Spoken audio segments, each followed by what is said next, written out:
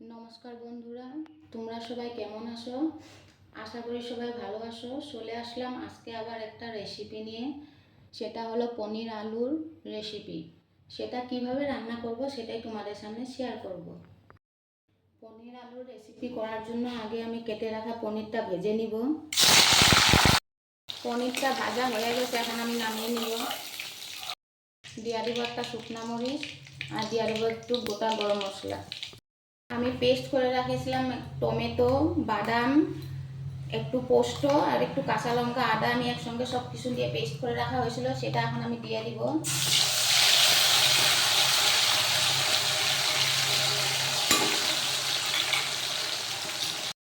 মশলাটা সুন্দর করে আমি ভেজে নিব। মশলাটা ভাজতে ভাজতে এখন আমি দিয়ে দিব পরিমাণ মতন লবণ, দিয়ে দিব 1 চামচ হলুদ, দিয়ে দিলাম জিরার গুঁড়া আর দিয়ে দিব লঙ্কার গুঁড়া। সব কিছু দিয়ে এখন আমি সব ভালো মতন ভেজে নিব। মশলাটা ভাজা হয়ে গেছে, এখন আমি দিয়ে দিব সিদ্ধ করা আলুটা। সিদ্ধ করা আলুটা দিয়ে আমি সুন্দর করে ভেজে নিব।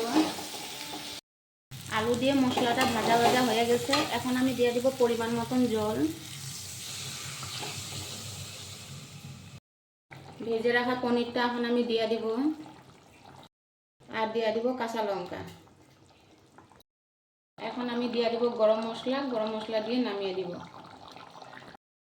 এই যে তোমাদের সামনে রেডি পনির আলুর রেসিপি। চলে আসবো আবার একটা নতুন রেসিপি নিয়ে।